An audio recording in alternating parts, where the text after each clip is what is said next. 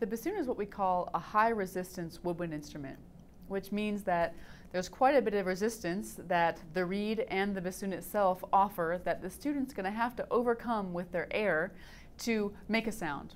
Now, students are probably not going to be quite prepared for what they're going to find when they blow into the bassoon in terms of the resistance they'll encounter. So we want to get them used to the quantity and speed of air and also the pressure behind it that they're going to have to use to play. An exercise that I like to do to get students ready for this is very simple. They just take their hand and make a fist, put your thumb in the fist, and just blow through your fist to get air to come through. This is a good simulation of the amount of resistance that you're going to have to overcome when you play the bassoon. Now, you want to make sure that you're using enough air to do this, so put your hand right behind the fist, and when you blow, make sure you can feel the air coming through onto the hand. This is maybe 2 or 3 inches away from my fist.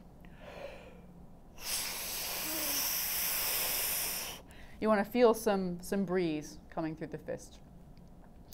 Now, once they do this, this gets them used to the amount of air they have to try and force through a small place.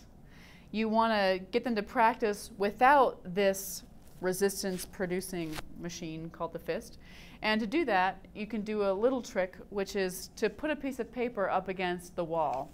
Now, pretend that this hand is the wall. And I'm going to put the paper here. You want to be able to blow against the paper and keep it from falling down. And to do that, you have to really tighten up the lips into kind of a whistle or a pursed lip kind of form to create the resistance. If you just blow, it doesn't work. But if you take the paper and making the aperture smaller, that will give you the focus, which will allow the air to move fast enough and with enough force to keep the paper up.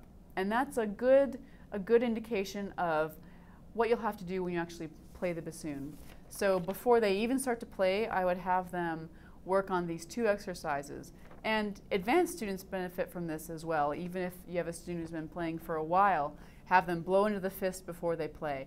It'll really help get their air and their support set and ready to go.